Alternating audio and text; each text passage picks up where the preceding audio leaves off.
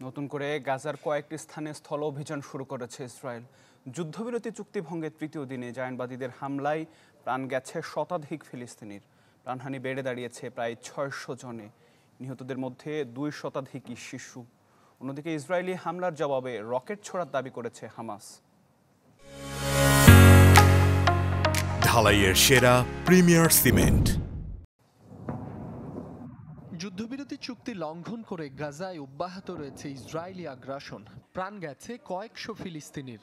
গাজার স্বাস্থ্য মন্ত্রণালয়ের তথ্য মতে নিহতদের মধ্যে ২ শতাধিকই শিশু। নতুন করে স্থল অভিযান শুরু হয়েছে দক্ষিণ গাজার রাফাতে।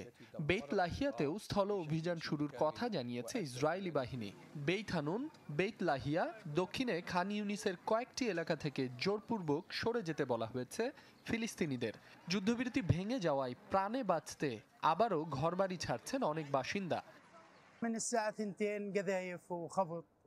রাতভর ইসরায়েলি সেনাদের হামলায় কেউ ঘুমাতে পারছে না, অনেকেই হত্যা করছে, ধরে নিয়ে যাচ্ছে, নিজ বাড়িঘর ছেড়ে চলে যাওয়ার নির্দেশ দিচ্ছে।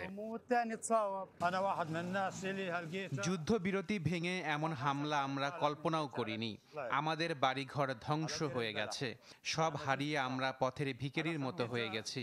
এক মুঠো খাবারের জন্য তীর্থের কাকের মতো অপেক্ষা করছি। অন্যান্য দেশের মানুষের মতো নিরাপদে বাঁচতে চাওয়া আমাদের কাছে এখন স্বপ্নের মতো। পশ্চিম তীরেও চলছে ধরপাকড় ও অভিযান। জেনিনে অভিযান চালিয়ে বেশ কয়েকজন ফিলিস্তিনিকে আটক করেছে ইসরায়েলি বাহিনী।